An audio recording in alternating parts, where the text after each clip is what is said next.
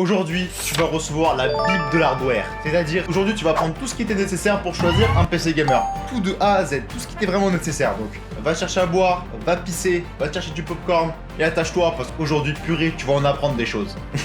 Si tu es vraiment un néophyte, donc un nouveau, je te conseille vraiment de regarder cette vidéo 2-3 fois, comme ça tu vas tout bien apprendre. En plus, je vais te montrer comment qu'un expert fait pour choisir un ordinateur de A à Z, avec plusieurs techniques, et je pense que tu vas vraiment être content. Parce que tu vas apprendre un nombre de choses, c'est incroyable. Allez, commençons. D'abord, rapidement, comment marche rapidement un PC? Parce qu'il se peut qu'il y a des gens qui ne savent pas.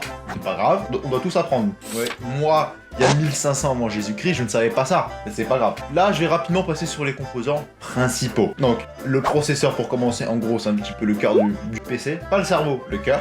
Il calcule à peu près tout ce qui se passe dans la machine. Ensuite, la carte graphique, c'est en gros comme un processeur, il calcule tout, mais tout pour que tu puisses avoir une image. Parce que sans carte graphique, il n'y a pas de vidéo, malheureusement. Donc, c'est à ça que ça sert. Et c'est aussi ça qui va faire la différence entre 10 FPS et 100 000 FPS sur un jeu vidéo. C'est la carte graphique. C'est elle qui calcule ce qui te montre. Il y a une guêpe qui vient de rentrer. Casse-toi. Bzzz. La RAM. Alors, t'as deux types de RAM. T'as la RAM et t'as la VRAM. Alors, la RAM, c'est quoi?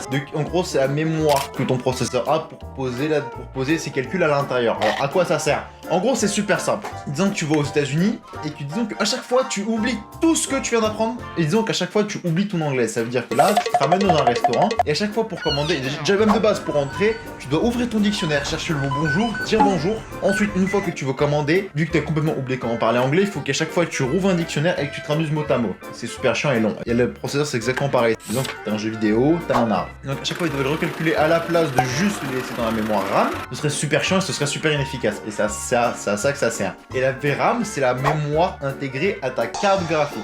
Et celle-là, elle est dédiée spécialement aux ressources graphiques. Donc la VRAM de la carte graphique va littéralement stocker les pixels de l'arbre dans sa mémoire. Alors, nuance entre la RAM et la VRAM, que la VRAM, elle est beaucoup plus rapide que la RAM. Et justement, tu vas prendre 3-4 choses après et tu vas être assez surpris parce que tu as des choses quand tu ne sais pas. C'est la grosse merde, il se peut que tu te fasses douiller. Oui, c'est vraiment sérieux.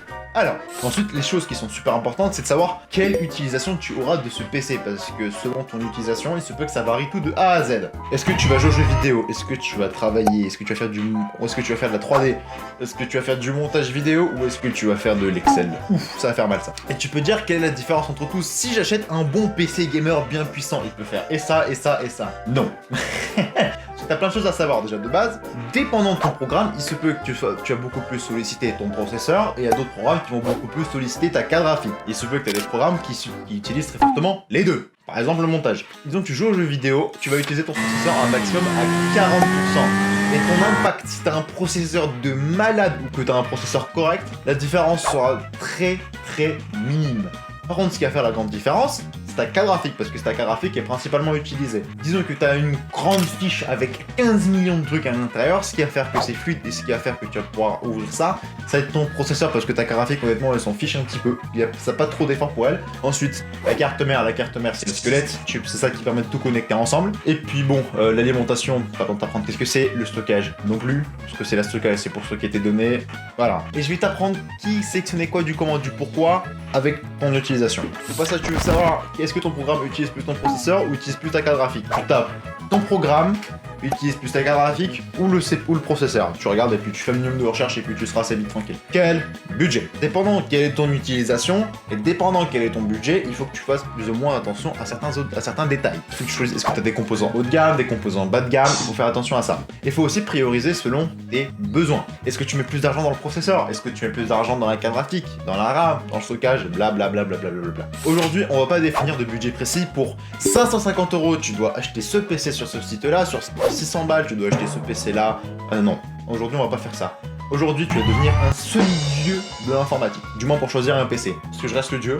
Et vu que je suis le dieu, tu dois t'abonner à la chaîne obligatoirement parce que tu auras encore plein de choses à apprendre au fur et à mesure.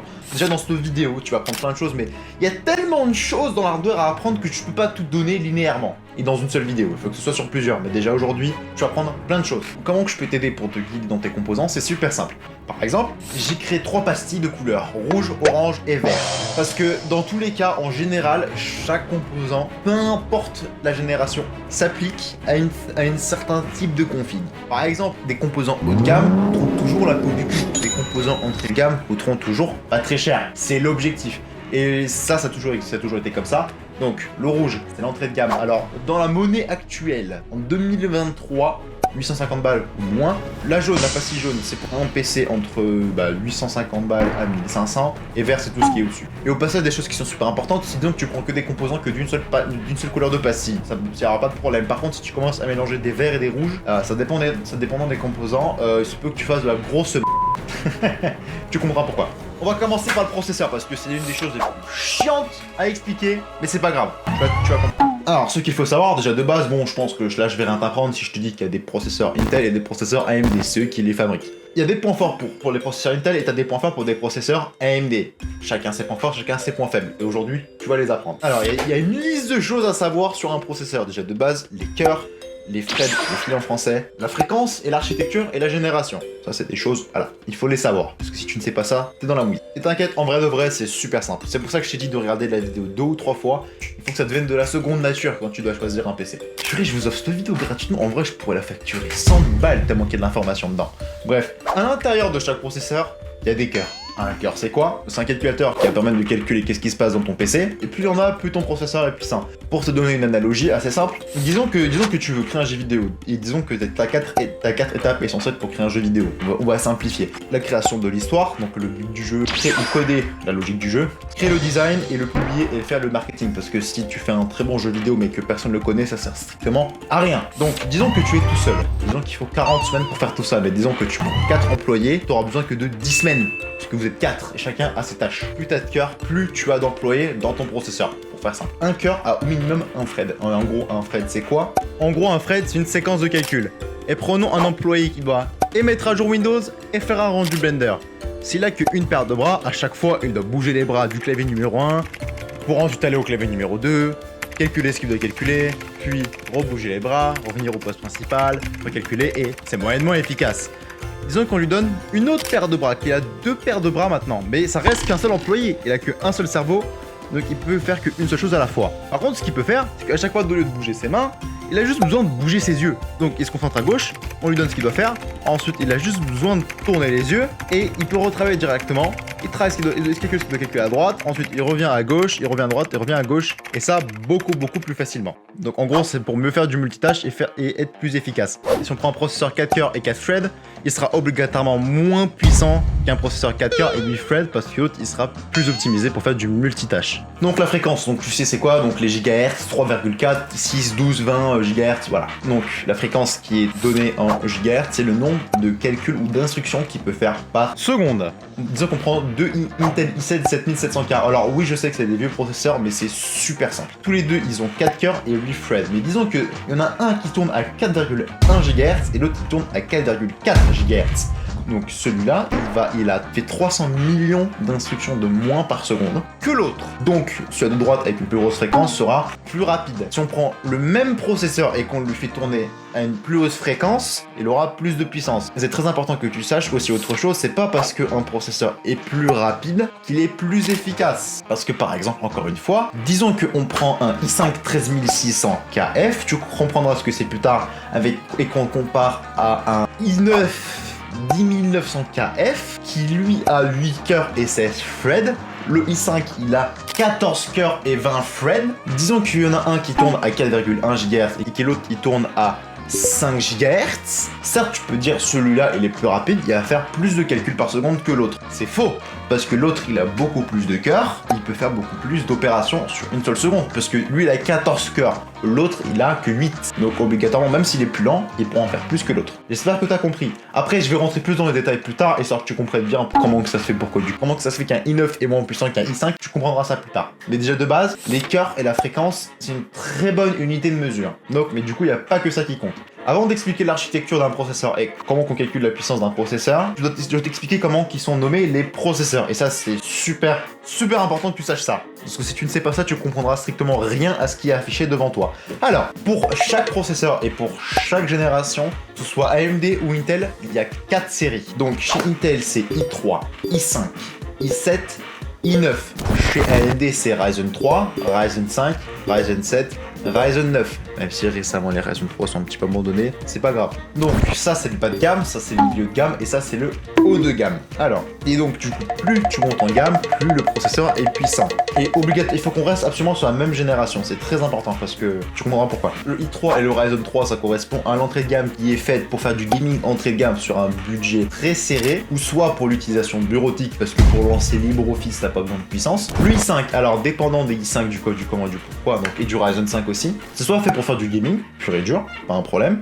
Tu peux commencer à faire un petit peu des tâches professionnelles comme du montage vidéo ou du stream. Par contre, c'est aussi utilisé sur certains PC bureautiques parce que avoir un petit peu de puissance, pourquoi pas. Le i7 ou le Ryzen 7, ça c'est pour du gaming haut de gamme, ou soit c'est carrément utilisé pour faire des tâches professionnelles. Et puis ensuite, les i9 ou Ryzen 9, alors là, tu peux faire du gaming, disons que tu as vraiment des grosses graphiques, tu as un gros budget pour éviter des problèmes de compatibilité et de bridage, tu prends des gros processeurs, mais pour faire du gaming en général, ça ne sert à rien, c'est beaucoup trop puissant. Mais par contre, pour le monde professionnel, c'est parfait. Et donc du coup, la génération, comment qu'on trouve la génération sur un processeur? Le i5 d'il y a 15 ans et le i5 de nos jours, ça reste toujours un i5. Ce qui les différencie, c'est la génération. Et la génération, c'est super simple à comprendre. Commençons par Intel. Alors Intel, chez Intel, c'est toujours le premier ou les deux premiers chiffres. Alors comment on sait que c'est le premier ou les deux premiers chiffres? C'est super simple. Ici, on prend un i7 7700 et on prend un i7 13700. À la fin, il faut qu'il y ait toujours 3 chiffres. Les 3 chiffres, ça c'est l'indicateur de la sous-série. Donc les 3 d'un chiffre sera toujours la série ou la sous-série.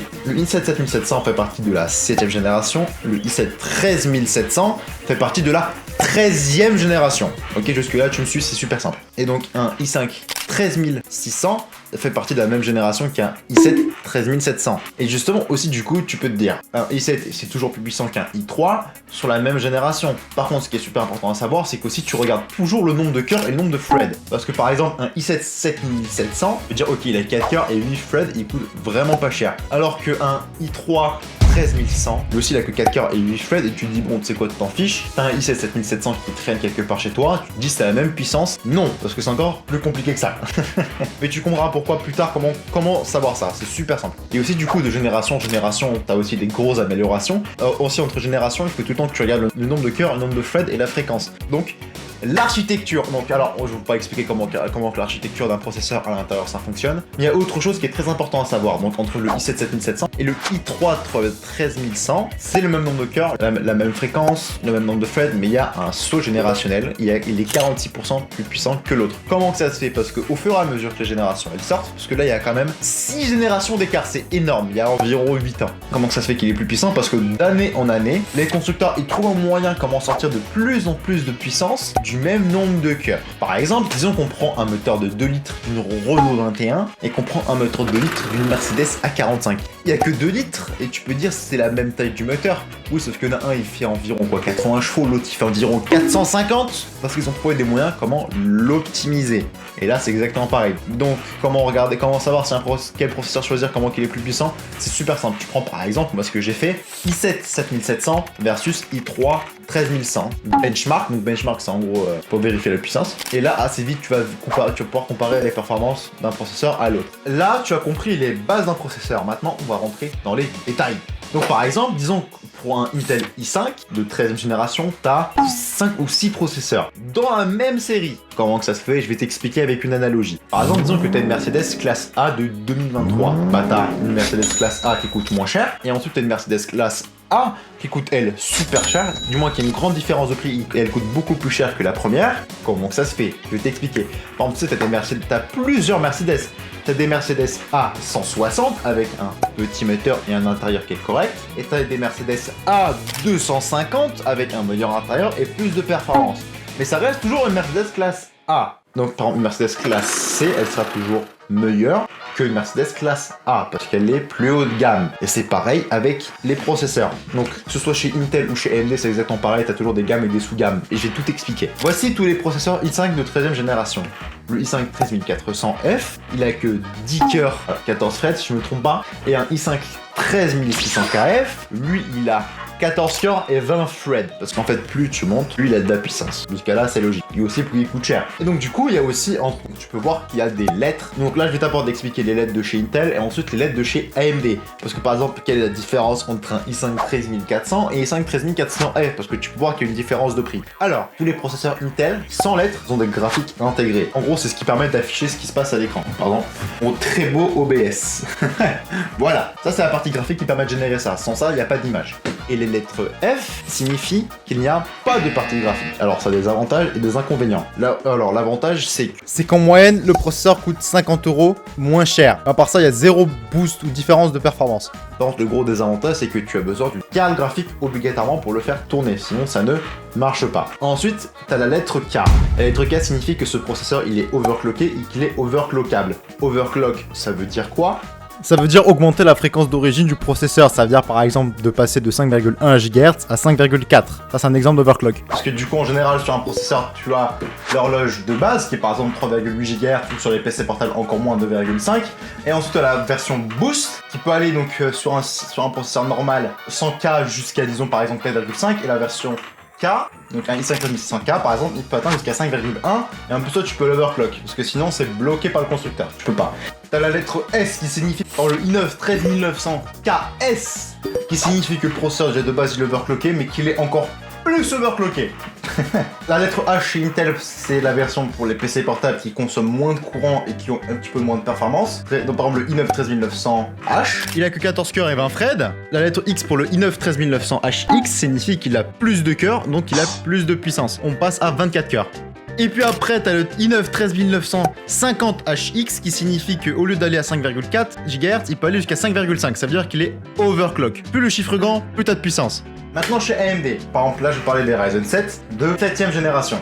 Et par contre là tous les processeurs chez AMD de base n'ont pas de partie graphique, donc tu es obligé d'acheter une carte graphique avec, sauf quand tu as la lettre G. Par exemple le 5700G, tu peux l'utiliser sans carte graphique. C'est le cas pour tous les processeurs avant la 7ème génération. Maintenant tous les processeurs AMD ont une partie graphique qui est intégrée, sauf quand tu as la lettre F. Par contre, petite précision, tu devrais quand même utiliser une carte graphique si tu comptes jouer aux jeux vidéo parce que la carte graphique intégrée au processeur, elle est vraiment nulle pour jouer aux jeux vidéo. Par la suite, donc tu as les Ryzen 7 7700, 7700X, 7800X, 3D. Alors, qu'est-ce que ça signifie tout ce bordel? Et aussi, entre temps, ils nous ont rajouté la lettre F. La lettre F, ça signifie que c'est un petit peu moins puissant. Donc, la différence entre le Ryzen 7 7700 et le Ryzen 7 7700X, c'est que le X, il est plus puissant, comme un petit peu chez Intel avec le K. C'est ça que ça veut dire. C'est-à-dire qu'il y a un overclock. Et par exemple, aussi chez AMD, c'est que par exemple, tu as le 7900X, le 7950X, donc encore une fois comme chez Intel, plus l'indicateur de série et de sous-série, donc qui est par exemple le 50, plus il est grand, plus ça veut dire que le processeur est puissant. Donc le Ryzen 9 7900X et le 7950X, puis le 50X, il a, je crois que tu passes de 12 à 16 cœurs, donc ça veut dire qu'il est encore plus puissant. Et plus cher aussi. Et le X3D, ça veut dire quoi? Ça veut dire qu'il a plus de mémoire cache. Alors qu'est-ce que ça veut dire ça, le bordel? Donc chaque processeur déjà de base a sa mémoire interne à elle-même qui est soit en quelques kilo-octets, soit en quelques mégaoctets. Je vais prendre le Ryzen 7700X classique, il a autant de mémoire cache, et le 7800X 3D, il a autant de cache. Ça sert à quoi le cache? Encore une fois, on va revenir au coût du dictionnaire. Disons qu'à chaque fois tu devais tout recalculer, c'est chiant. Mais tu te dis, ouais, mais attends, c'est pas le but, c'est de la mémoire RAM. La différence entre la mémoire cache et la RAM, c'est que la mémoire cache, elle est dans le processeur et t'as des vitesses, t'as des super hautes vitesses, c'est peut-être 10 à 15 fois plus rapide. Peut-être encore plus, exactement, je sais pas c'est combien, mais c'est sacrément plus rapide. Et justement, pour certains calculs qui sont très récurrents, c'est très important d'avoir ça. Que ça aille dans la mémoire et pas dans la mémoire RAM. Et l'avantage d'avoir plus de mémoire cache, c'est surtout pour les jeux vidéo. Parce que par exemple, disons que t'as ton arbre, au lieu de l'envoyer jusqu'à ta RAM et de venir le chercher, donc disons que par exemple, le fait que ton processeur ait besoin d'aller chercher l'arbre dans la RAM et qu'ensuite elle revienne cette donnée, disons que ça prend que 1 milliseconde. Et le fait que cette mémoire cache soit agrandie, et cet arbre là il va être stocké dans la mémoire cache, et au lieu de prendre 1 milliseconde, ça prendra que 0,1 milliseconde et tu auras beaucoup plus de performance dans les jeux. Et parce que tu auras moins de latence, donc plus de performance, donc plus de FPS. Tu comprends? Donc ça veut dire que tu as plus de mémoire cache. Et il coûte aussi, encore une fois, plus cher. En général, les jeux vidéo, ça leur est utile d'avoir plus de mémoire cache, donc tu auras plus de performance. Par contre, dans les programmes professionnels, c'est un désavantage, parce que du coup, un processeur avec de la mémoire cache en plus, il chauffe plus. Donc, ce qu'il doit faire, donc tu comprends pourquoi après, comment que ça fonctionne, le gigahertz, avec la température et tout ça, je t'expliquerai après. Mais, obligatoirement, le processeur doit baisser sa fréquence pour moins chauffer. Donc un processeur comme ça, pour le monde professionnel comme Blender par exemple ou pour Premiere Pro, Ça, la mémoire cache est moins utile. Elle est beaucoup moins utile et au contraire, elle n'en bénéficie pas. Donc le fait d'avoir moins de fréquences, ça tue les performances alors que ça coûte plus cher. Tu comprendras pourquoi après comment que ça fonctionne. Le refroidissement, ça c'est super important. J'espère que tu as réussi à comprendre à quel point c'est important. Tu carrément stopper l'enregistrement et le reprendre tellement que cette vidéo elle est longue, tellement que je vous aime. Ok? Donc moi je dis tu dois t'abonner et liker. Obligatoire. Sinon tu es ingrat. Pourquoi le refroidissement c'est super important? Car plus ton processeur est bien refroidi, plus il aura de performance, du moins jusqu'à une limite. Et disons que ton processeur il est mal refroidi, là c'est la daube. Au fur et à mesure, il va commencer à brider ses performances au fur et à mesure. Ça peut aller jusqu'à 10, 20, 30, 50, 60% des performances qui peuvent être bridées dans le pire des cas. Parce que du coup, comment que ça fonctionne? Disons que tu as un i9 13900KF, donc un processeur qui chauffe sacrément beaucoup. Et il a une fréquence boost maximale qui est jusqu'à 5,1 ou 5,2 GHz. Le chiffre exact, il est écrit ici. Donc tu lances un rendu Blender qui va très bien utiliser ton processeur. Ce qui va se passer, c'est qu'il va atteindre les 5,1 GHz par exemple. Et il va commencer à monter en température, et sauf que le processeur est son température maximale qui est de 95 degrés chez AMD ou 100 degrés chez Intel. Et ce qui va se passer, une fois qu'il ait atteint les 100 degrés, il doit obligatoirement commencer à descendre en température. Soit il se stabilise à cette température, soit il doit baisser sa température. Parce que sinon le processeur il va cramer, c'est une trop grosse température. Donc pour baisser de température, ce qu'il va faire, c'est qu'il va, le processeur il va passer par exemple de 5,1 GHz à 4,9. Et ensuite disons que il a chuté à 90 degrés, et disons que tu as un refroidissement de merde, il remonte, il descend à 4,8, la température elle remonte, et ensuite tu redescends jusqu'à 4,6 GHz, etc. jusqu'à atteindre une équation température-fréquence qui est parfaite. Ça qui va permettre au processeur de tirer un maximum de performance sans cramer. Donc il faut absolument choisir un bon refroidissement. Ça dépend encore une fois de l'utilisation. Disons que tu as un processeur classique, un i5, Ryzen 5 ou un ancien Ryzen 7. Alors, il y a un indicateur qui est super simple pour savoir si un processeur chauffe beaucoup ou pas, c'est le TDP. Le TDP, c'est le courant qui va consommer de base. Plus le TDP est haut, plus le processeur va chauffer. Alors attention, il y a un truc qui est super important à savoir aussi, le TDP ne veut pas tout dire, parce que par exemple, tu as un Ryzen 5 5500 qui a un TDP à 65 watts, et tu as un Ryzen 7 5700X qui a un TDP à 65 watts aussi. Et pourtant, il y a une différence de 2 cœurs entre les deux et de fréquence aussi. Le processeur, donc ce qu'il faut faire, il faut aussi être un minimum logique, ce qu'il faut comparer. Donc le TDP c'est la consommation de base, mais il se peut qu'elle augmente avec le auto-boost, l'auto-overclock du processeur. Donc si tu veux avoir un maximum de performance, faut un bon refroidissement. Je sais que je me répète, mais c'est super important que tu comprennes ces éléments-là. En général, c'est un processeur qui a un TDP qui est inférieur à 120 watts. Un bon ventirad suffira. Aussi, autre chose qui est super important, c'est qu'il faut regarder la puissance max. Parce qu'il se peut, même si le TDP il peut être par exemple à 115 watts, mais que le boost est à 250 watts, prendre un water cooling c'est limite une obligation. Plus cette puissance max elle est élevée, il faut prendre un meilleur refroidissement. Et puis il y a aussi encore autre chose à savoir par rapport à cette puissance max. Si tu utilises ton PC uniquement pour jouer aux jeux vidéo, tu n'atteindras pas par exemple les 145 watts du Intel i5 13400F. Ça veut dire que là par exemple en gaming il se peut que tu atteignes que seulement entre 100 et 120 watts. Donc dans ce cas là prendre un ventirad ce sera bien aussi. Alors le ventirad d'origine 9 temps sur 10 faut le dégager, il faut prendre un ventirad. Parce que par exemple disons que tu joues aux jeux vidéo, un water cooling sur un processeur de moins de 120 watts, ça ne servira strictement à rien de mettre un water cooling. Il vaut mieux passer sur un ventirad parce que effectivement si tu passes un water cooling tu auras de meilleures performances, mais donc tu prends un ventirad à 60 balles, tu auras les mêmes performances en jeu qu'un water cooling à 130. Oui c'est sérieux. Donc en général si tu fais du gaming et que tu as un i5 ou un Ryzen 5, un ventirad suffira. Effectivement, disons que tu utilises intensivement ton processeur, parce que du coup dans les jeux vidéo tu utilises très peu ton processeur, là avoir un water cooling sur un i5 13600KF, qui lui avec le boost monte jusqu'à 180 watts, là avoir un water cooling c'est utile si tu veux tirer un maximum de performance. Après, tu as aussi, donc, comme j'ai dit tout à l'heure, 900 sur 10, tu as un ventirad qui est intégré à ton processeur. Alors, quasiment tout le temps dégagé, que ce soit chez Intel ou chez AMD, que c'est vraiment de la merde. Alors, tu as quelques exceptions quand même. Alors, chez AMD, ils ont un ventirad qui est intégré qui est pas trop mauvais. Donc, en vrai, disons que tu as un petit processeur comme un Ryzen 5 7500F ou un Ryzen 5 5600X, le petit ventirad de base suffira. Par contre, chez Intel, que si tu as un petit processeur, tu as un i3, tu peux le garder. Mais même sur un i5, je douterais un petit peu qu'il reste parce que c'est vraiment de la merde, ceux de chez Intel. Donc, en ventilation, pour résumer, petit processeur et disons que tu as un processeur qui va utiliser en moyenne moins de 120 watts en boost, tu fais uniquement du gaming, un bon ventirad entre 30 et 60 euros suffira. Et comment savoir qu'un processeur consomme combien de watts en jeu? Tu tapes par exemple le nom du processeur comme là par exemple le i5 13400F benchmark et tu regardes dans les jeux vidéo combien il consomme. Et là comme tu peux voir le processeur utilise environ 60 watts. Ensuite, après tu as effectivement des ventirades haut de gamme, mais en général les gens ils vont acheter un water cooling, donc je vais parler pour la généralité des gens.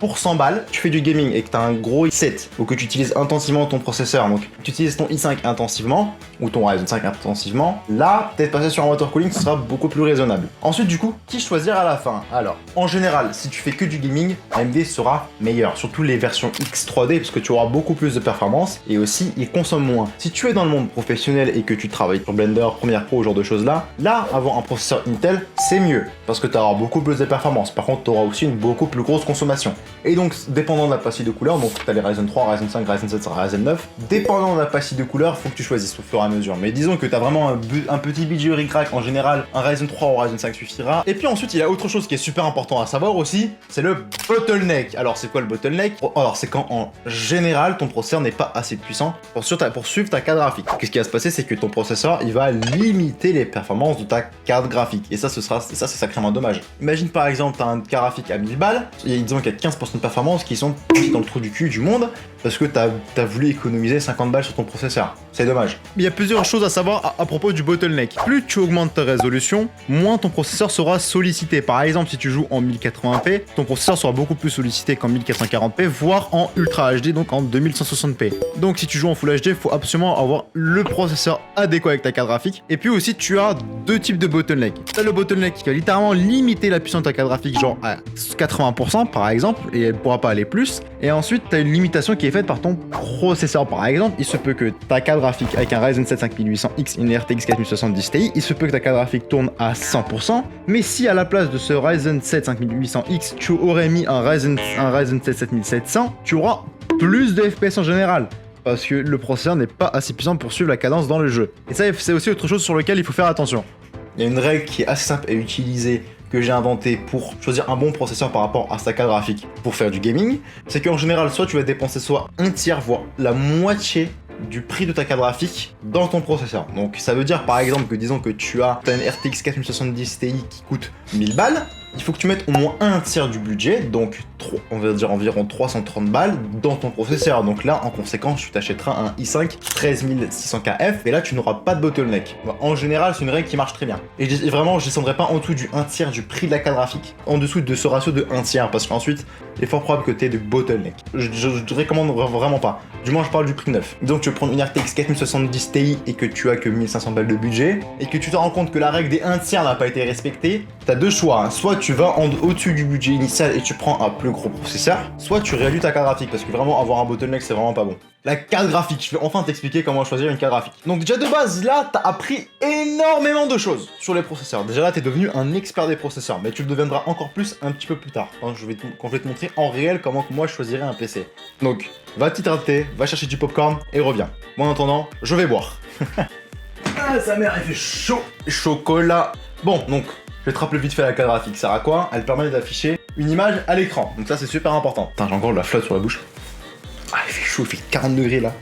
Si tu utilises ton PC principalement pour jouer aux jeux vidéo, c'est super important que tu consacres bien 50 voire 60% de ton budget dans la carte graphique. C'est très important. Voire même peut-être un petit peu plus. C'est vraiment des gros budgets. Et donc du coup, il y a plein de cartes graphiques. Des Nvidia, des MSI, ASRock, tout ce que tu veux. En fait, c'est un petit peu tous des menteurs. Par exemple, quand tu prends une MSI RTX 4090, c'est pas MSI qui a fait la carte graphique. Non. Eux, ils ont fait tout le marketing autour et tout ce que tu veux, mais la puce, le processeur reste le même. Et ceux qui fabriquent les processeurs, il n'y en a que deux. AMD et Nvidia. Bon, ça, je suppose que tu le savais déjà. oui, il y a Intel, mais ils sont pas très prometteurs sur leur marché, donc du coup, je les ai pas inclus. T'as la même logique pour nommer les cartes graphiques que les processeurs, en général. T'as encore une fois les générations, et t'as les séries aussi. Et pour faire simple, je vais dire que par exemple, Nvidia et AMD, c'est la même chose pour la même puissance. On va dire que c'est à peu près la même chose, ok? Pour simplifier. Donc chez Nvidia, comment que les générations ça fonctionne? Donc chez Nvidia, c'est soit le premier, soit les deux premiers chiffres. Encore une fois, comme chez Intel. Donc par exemple, tu as une GTX 970. Là, c'est une carte graphique de série 9. Et une RTX 4090, c'est une carte graphique de la série 40. Voilà, là, jusqu'à là, c'est super simple. Chez Nvidia, c'est les deux premiers chiffres. Le premier ou soit les deux premiers chiffres. Tu vois, par rapport à la longueur. Et les deux derniers chiffres, c'est la série. La GTX 970, c'est la série 70. Et la 4090, c'est la série 90. La 4070, c'est la série 70. Tu comprends? C'est super simple, en vrai. Chez AMD, c'est un petit peu plus compliqué que ça parce que c'est toujours que le premier chiffre qui compte. Par contre, c'est par rapport à la longueur. Par exemple, tu prends une RX 560 et une RX 5600, toutes les deux, tu peux dire, attends, si c'est le premier chiffre, font partie de la génération 5. Donc plus le chiffre est grand, plus ça veut dire qu'elle est récente. Par exemple, la 560, elle est sortie cette année, et la 5600 est sortie cette année. Tu vois, il y a une différence. Donc les 4 chiffres, c'est les toutes dernières, les 3 chiffres, c'est les plus vieilles. Une RX 580 fait partie de la génération 500, la RX 7900 fait partie de la génération des 7000, ok. Et puis du coup, les 2 ou les 3 derniers chiffres chez AMD, c'est la série. Donc par exemple, la RX 580 fait partie de la série 80. Par exemple, la RX 6800 fait partie de la série des 800. Alors voici un gros tableau que tu vois à l'écran pour montrer donc quels graphiques sont les entrées de gamme, milieu de gamme et haut de gamme. Bon, je laisse ça à l'image 5 secondes histoire que tu puisses comprendre. Alors dans la prochaine scène, je vais dire des grosses colonnes vertes. En fait non, c'est des grosses colonnes foncées. Par exemple là, tu peux voir qu'il y a des grosses colonnes en vert et t'as des petites colonnes qui n'ont aucune couleur. Alors les grosses colonnes en vert, c'est les cartes principales, et ensuite t'as les intermédiaires qui ne sont pas colorés. Alors effectivement ils ont fait des intermédiaires. Chez Nvidia c'est le plus simple, donc j'ai parlé de Nvidia. Par exemple tu as la 3060 et tu as la 3070, et comme en dessous tu peux voir, tu as une intermédiaire, la 3060 Ti. Alors la 3060 Ti elle est plus puissante que la 3060, mais elle est moins puissante que la 3070. Et ensuite quand on regarde chez AMD, eux ils ont fait deux intermédiaires, du moins sur les anciennes générations. Donc chez AMD t'as la RX 6600 et la 6700. Et c'est trié par ordre de puissance. La 6600 XT elle est plus puissante que la 6600. Et la 6650 XT, elle est plus puissante que la 6600 XT. C'est compliqué à dire, mais en vrai, c'est super simple, tu comprends. C'est juste des intermédiaires. Et puis, évidemment, sur la dernière série, c'est soit les 7900, par exemple, t'as la RX 7900, 7900 XT, 7900 XTX. Donc, plus c'est grand, plus t'as de chiffres, plus c'est puissant, ou t'as plus de VRAM. Et puis récemment, AMD, ils ont pété un câble, ils ont sorti une RX 7900 GRE, qui est elle moins puissante que la 7900 tout court. Et cette carte aurait dû être la RX 7800 XT. Faut vraiment faire attention à ce que les producteurs de cartes graphiques ils lâchent. Voilà. Et donc du coup, ce qu'il faut savoir pour choisir une carte graphique. Donc là, je vais enlever les intermédiaires et je vais vraiment garder les cartes graphiques principales. Pour faire simple, juste pour t'expliquer quelle carte graphique choisir en fonction de quoi. Par contre, ce que tu peux faire, tu peux quand même prendre les intermédiaires à une condition. Donc tu peux pas te permettre une 4070 et que tu dis que tu vas te prendre une 4060, mais que si tu te rends compte qu'il te reste environ 100 € de budget, tu peux partir sur une 4060 Ti par exemple. Parce qu'elle sera toujours plus puissante que la 4060 tout court. Disons que tu as un petit budget, tu vas prendre les entrées de gamme qui sont affichées à l'écran. Disons que tu veux prendre du milieu de gamme, tu prends les cartes graphiques qui sont à l'écran, et le haut de gamme c'est celle-ci, ok? Et comment choisir si tu prends du milieu haut de gamme ou haut de gamme? Parce que, et en fait tout dépendra maintenant de ta résolution et de ton budget. Disons que tu veux jouer en 1080p, les cartes graphiques entrée de gamme feront le taf. Après, t'as le milieu de gamme aussi qui peut être plutôt chouette, qui peut te permettre de jouer aussi en 1080p. L'avantage, c'est que du coup, tu auras beaucoup plus de FPS et tu seras tranquille. Puis ensuite, disons que tu veux jouer en 1440p. Donc, ce que tu peux faire, soit tu veux prendre la dernière des milieux de gamme. Donc, tu peux prendre les 70 ou l'équivalent chez AMD. Ou soit, il faut carrément que tu tapes dans le haut de gamme. Parce que du coup, plus tu tapes haut, plus tu auras de FPS. Et je recommande pas d'aller en dessous parce que, soit tu n'auras pas du tout les performances pour jouer en 1440p. Soit c'est ric-rac et dans le temps, le jour où il y aura des nouveaux jeux qui seront lancés, malheureusement, tu devras baisser la qualité. Donc là, je recommande pas. Et puis ensuite, disons que tu veux jouer en 2160p. Là, effectivement, il faut que tu partes sur le haut de gamme parce que sinon, ça ne suffira pas. Cette vidéo, elle est tellement longue que c'est le deuxième jour que j'enregistre. J'espère que vous allez l'apprécier cette vidéo. Quand même, bande d'ingrats. Déjà de base, vous aurez dû me lâcher 10 balles au minimum pour avoir cette vidéo. Voici à ce qu'il faut faire attention quand tu achètes une carte graphique. 1. La VRAM. Donc la VRAM, c'est la mémoire intégrée à la carte graphique et tu peux dire pourquoi elle est très importante. C'est comme de la mémoire RAM pour ton processeur, par contre là c'est pour ta VRAM.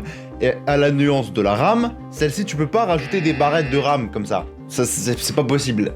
Même si, en vrai de vrai, si t'es assez malin, tu peux rajouter de la mémoire par toi-même, mais il faut la souder, et pas grand monde qui a un poste à souder et les compétences pour faire ça, donc on va écarter cette option de côté.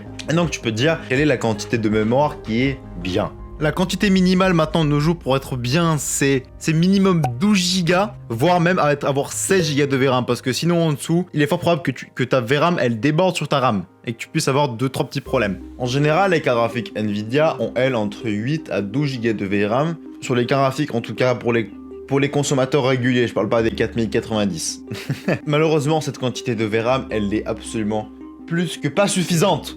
La VRAM, elle se fait bouffer par les jeux qui sont, alors, de ce que j'ai entendu, mal optimisés. Moi, je dis, ils sont juste très gourmands. C'est absolument plus que normal, la technologie avance au fur et à mesure.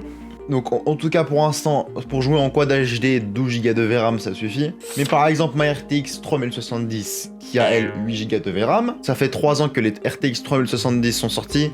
Ça fait vraiment déjà même l'année dernière quand je lançais Rust, j'avais plus du tout de VRAM disponible et ça débordait automatiquement sur ma mémoire RAM.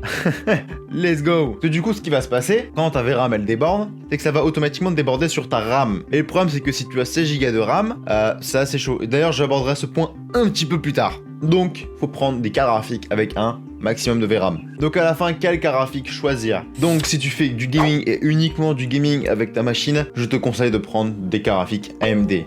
Elles coûtent beaucoup moins cher pour avoir une bonne puissance. Effectivement, le problème, c'est que les cartes graphiques AMD sont un petit peu moins puissantes que les cartes graphiques Nvidia, mais elles coûtent sacrément moins cher, donc c'est justifié. Elles consomment moins aussi, donc elles sont beaucoup plus compatibles avec beaucoup plus de machines. Et puis le DLSS 3, je trouve que c'est moyennement un argument parce que tu as quand même le FSR qui est disponible. Donc vraiment, et en plus, elles ont un maximum de VRAM. Eux, ils ont compris à quel point c'est important. Par contre, si tu fais autre chose que du gaming avec ta machine, comme par exemple du montage vidéo et que tu joues quand même un petit peu aux jeux vidéo, ou même que tu fais que du montage vidéo, du rendu Blender, bref, tu le nommes le truc. Les cartes graphiques Nvidia, elles ont un gros avantage, c'est que assez souvent leur encodage il est beaucoup plus optimisé pour faire à peu près tout et n'importe quoi. Donc tu auras beaucoup plus de performance avec des cartes graphiques Nvidia. Donc là il faudra prendre des cartes graphiques Nvidia, même si malheureusement elles coûtent un petit peu plus cher. Mais niveau performance, ça vaut le coup. Un petit peu plus tard, je t'apprendrai comment bien choisir tes composants et comment que moi je fais pour acheter un PC gamer. Et là je pense que tu vas être assez surpris, donc reste bien jusqu'au bout. Là ce que je vais expliquer c'est super simple. Maintenant je vais expliquer à peu près comment comparer la puissance des anciennes générations par rapport aux nouvelles générations de cartes graphiques. Alors, comme tu peux voir devant toi, t'as un schéma. Alors, effectivement, c'est les anciennes séries parce que pas toutes les séries 440 sont encore sorties, du moins. Comme ça, c'est à peu près, comme ça, ce sera à peu près le plus simple. Mais le schéma que je vais montrer, c'est à peu près le même schéma avec les cartes graphiques AMD, à peu près. En général, donc, effectivement, la 3050. À chaque fois, pour chaque carte graphique, il y a un saut de 1,5 génération, parce qu'effectivement, je te rappelle qu'il y a les grosses cartes graphiques, mais il y a aussi les intermédiaires. Par exemple, la 3050 a la performance de la 2060 Super. La 3060 a la performance de la 2070S. La 3070 avait les performances de la 280 Super. La 3080 de la Titan RTX, et puis les 3090, il n'y a pas, c'est toute nouvelle. À peu près, ça a toujours fonctionné comme ça. Si tu regardes de génération en génération, c'est pareil. Et puis voici par exemple avec les séries 4000, récemment. Chez Nvidia, ils ont fait à peu près n'importe quoi. Maintenant, il n'y a qu'une demi-génération de saut, soit une et demie. Alors, ça dépend du pourquoi et du comment. Par exemple, la 4060, elle équivaut à la performance de la 3060 Ti, pas plus. Alors du coup, la 4060 Ti équivaut à peu près à une performance à une 3070 Ti, voire 3070. La 4070, elle équivaut aux performances d'une 3080 Ti et une 4070 Ti 3090 Ti à ce point-là, et puis ensuite ces deux cartes-là sont super puissantes. Alors, comme on peut voir, ils ont à peu près pété un câble. Alors, comment savoir que ce graphe-là, il est bon ou pas bon? Ce que je te conseille, quand une nouvelle série sort, quand des nouvelles générations sortent, tu prends, par exemple, une série 70 et tu la compares à une série et demie en plus de l'ancienne génération. Voilà comment à peu près dater les cartes graphiques et comment les comparer à peu près en termes de performance. Et chez AMD, c'est à peu près pareil si on compare. Mais encore une fois, la meilleure manière de savoir quelle carte graphique équivaut à quoi, c'est de regarder des benchmarks. Ça, c'est super important. La RAM, c'est quoi? Bon, du coup, comme j'en ai parlé à peu près 1 million de fois, mais je vais quand même l'expliquer pour que ce soit bien clair. C'est la mémoire de stockage qui est spécialement dédiée pour ton processeur et aussi au cas où pour ta carte graphique, au cas où si ça déborde. Et en gros, du coup, ça permet de conserver tes calculs. Pourquoi faire, tu peux te dire? Pour à chaque fois éviter de refaire le coup du restaurant, parce que ce serait assez chiant quand même. Bon, à peu près, si je dis mémoire vive, tout le monde sait à peu près ce que c'est, la mémoire de travail. La capacité minimale de nos jours, donc le 21 août 2023, enfin dire 2022, c'est 16 Go de RAM. C'est 16 Go, et en vrai de vrai, ça coûte que 50 balles, ça coûte plus rien la mémoire RAM. 16 Go, et maintenant de nos jours, par exemple, t'as un kit crucial à 32 Go de RAM, en DDR4. Bon, effectivement, l'aspect look, il n'est pas là, mais t'as 32 Go à 50 balles, hein. C'est plutôt correct. T'expliquer un petit peu plus en profondeur. Déjà pour commencer, avant d'expliquer la fréquence, il faut que déjà que je t'explique la différence entre DDR4 et DDR5 et l'importance aussi, un truc qui est super important. Les différents types de mémoire, que ce soit DDR3, DDR4 ou DDR5, ne sont pas compatibles avec l'une avec l'autre. Dans le sens où par exemple, disons que tu as une carte mère DDR4, elle ne sera pas compatible avec de la mémoire DDR5 parce que carrément physiquement, c'est construit d'une manière que tu ne puisses pas la mettre parce que c'est pas construit de la même manière. Disons que tu as une carte mère DDR5, la DDR4 ne rentrera pas dessus, donc il faut bien choisir de la bonne mémoire. Faut pas se gourer parce que sinon ça fait chier. compliqué. Du coup, la fréquence, comment que ça fonctionne? Encore une fois, le nombre de rafraîchissements par seconde, pour faire simple, plus ta fréquence est élevée, plus tu auras de performance, logiquement. Par contre, il y a aussi autre chose à prendre en compte, c'est la latence. Mais ça, je reviendrai dessus un petit peu plus tard. Les fréquences de la mémoire DDR5 pour les consommateurs, le 21 août, à l'heure où je parle, ça commence aujourd'hui à peu près, ça commence à 4500 MHz. Et j'ai vu récemment sur Top Achat que ça monte jusqu'à 7200 MHz pour un consommateur. Comme ça, c'est incroyable à quel point ça monte vite. Plus tu prends la vitesse, plus c'est performant. Du moins à une condition près qui est donc du coup la latence. Pour nommer la latence, il y a plusieurs manières, soit c'est écrit latence, soit casse, un truc dans le genre. Et ce qui compte, c'est d'avoir cette latence au plus bas. Et je pense si tu es quelqu'un d'assez perspicace, tu as déjà remarqué quelque chose. Donc la latence, c'est le nombre de tours d'horloge qu'il faut à la mémoire RAM pour sortir une donnée. Alors, par exemple, en général, une mémoire en DDR4 à 3200 MHz, c'est environ un casse qui est environ à 16. Donc il faut certes 16 tours d'horloge pour qu'une donnée sorte. Et là, quand tu regardes en DDR5, quand on prend par exemple une bonne mémoire DDR5 qui est cadencée à 6000 MHz, tu vois que c'est écrit casse 30 et t'es en mode attends, t'as plus de latence, mais du coup c'est de la merde, je vais rester sur de la DDR4. Alors, tu vas comprendre un truc. Effectivement, la latence elle est 2 fois plus grande, mais comparé à une mémoire, pour faire simple, à 3000 MHz, qui a une latence de 16, la vitesse de la DDR5 a été multipliée par 2. Au lieu de faire 3000 tours par seconde, elle en fait 6000. Donc en vrai de vrai, carrément cette mémoire elle a moins de latence que l'autre et en plus tu auras plus de performance. Donc ce qui est super important à prendre, parce que maintenant sur ton DDR5, tu as plein de fréquences, différences de prix, blablabla. Mais ce qui est important c'est la fréquence, faut que tu prennes la plus haute possible et qu'il soit elle aussi compatible avec ta carte mère, même si bon tu peux activer le profil XMP, ça aussi il faut pas l'oublier. Quand je parle une bonne mémoire, c'est environ 6000 ou voire plus MHz, par contre avec un casque qui est environ à 30. Et ça c'est plutôt chouette. Donc toujours, la plus haute fréquence, la latence la plus petite, c'est le meilleur. Donc si t'as le budget, il faut que tu partes sur de la DDR5. Et encore une fois, pour revenir sur la capacité, 16 Go de RAM minimum, et si tu peux 32.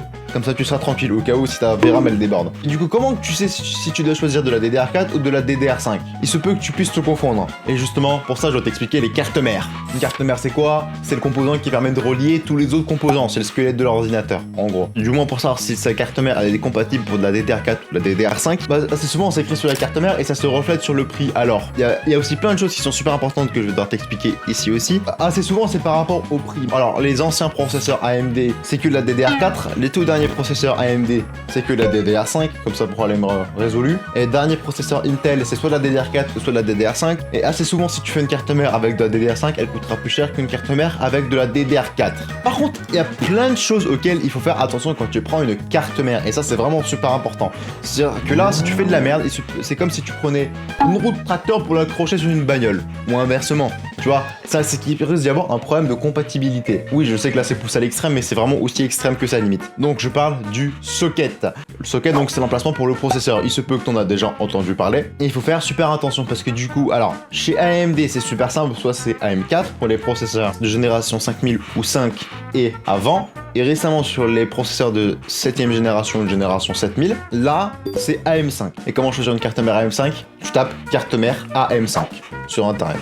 Assez simple. Donc effectivement c'est super important de choisir le bon socket, parce que sinon il va pas rentrer physiquement tout simplement le processeur. Si c'est pas bon, ça ne fonctionnera pas. Et le truc qui est chouette aussi qui est à prendre en compte, c'est que disons que même si tu te trompes de carte mère par rapport à ton processeur, ce que tu peux faire c'est que tu peux la renvoyer à Amazon. Ça faut le pas oublier, donc comme ça tu réduis le facteur de risque. Et chez Intel, le nom de socket, alors oui c'est un truc super long, mais en vrai on va juste raccourcir à LGA parce que assez souvent c'est sur là-dessus que tout le monde se base. Et par exemple sur les derniers processeurs de chez Intel, c'est les LGA 1700. Alors comment savoir quel processeur est pour quel socket? Tu tapes le nom du processeur et tu vas sur le site du fabricant et ce sera écrit, bon par exemple chez Intel si tu prends un i5 13600K, si tu descends un petit peu c'est écrit socket ceci. Pour rechercher la carte mère avec le bon socket, tu tapes carte mère LGA 1700, carte mère AM5. Super simple. Et puis là, tu prendras de la DDR4 ou la DDR5, dépendant de ton budget, même si t'as un petit peu le budget, je te conseille de partir sur de la DDR5. Et puis aussi, du coup, si tu es quelqu'un d'assez attentif, il se peut que t'as remarqué que t'as des H110M, des A620M, des B660, des B650, des Z790, c'est quoi ce bazar? Ça, c'est ce qu'on appelle le chipset. En gros, c'est la gamme de la carte mère. Il y en a plusieurs gammes. Bas de gamme, milieu de gamme et haut de gamme. Je vais commencer par Intel, c'est super simple. Chez Intel, le bas de gamme, c'est les HX10. Alors le X, c'est l'indicateur de la génération, donc une inconnue. BX60 et ZX90. Par exemple, une H610, c'est une carte mère de génération 6. Par exemple, voici les prix des cartes mères chez Intel en génération 6 ou 7. Et tu vois très bien que ce n'est pas du tout le même prix. Et tu peux dire quelle est la différence. Je vais t'expliquer. Alors déjà de base, c'est l'aspect look. Bon, parce que plus tu montes, plus le look il est chouette. Ensuite, avec les cartes mères entrée de gamme, le problème c'est que 9 temps sur 10, quasiment tout le temps, t'as que 2 slots de mémoire. Et le problème c'est que le jour où tu souhaites augmenter ta mémoire, et tu dois carrément changer toutes tes barrettes. Ça te rendra plus cher que le prix de la carte mère en original. Et aussi en général avec les cartes mères entrée de gamme, c'est que tu as moins de ports USB, et aussi moins de slots de mémoire, donc moins de compatibilité, et t'as moins de fonctions. Mais en général, si t'as vraiment un budget qui ric-rac, et les cartes mères entrée de gamme, c'est parfait. B660 ou B760 par exemple. Ça c'est les cartes mères milieu de gamme, et en général, pour 90% des gens, ça suffit. C'est ce qu'il faut. T'as les vitesses qui sont là, t'as les cassettes pour la carte mère, t'as un bon port PCI, ou surtout une meilleure connectivité, dans le sens où t'as plus de ports USB 3.0, peut-être un port USB-C, alors que par exemple sur une H610 pour Intel, il se peut que t'en aies pas. Et puis ensuite t'as les Z, par exemple 790, et là c'est le haut de gamme. Ça coûte aussi le prix d'un truc haut de gamme.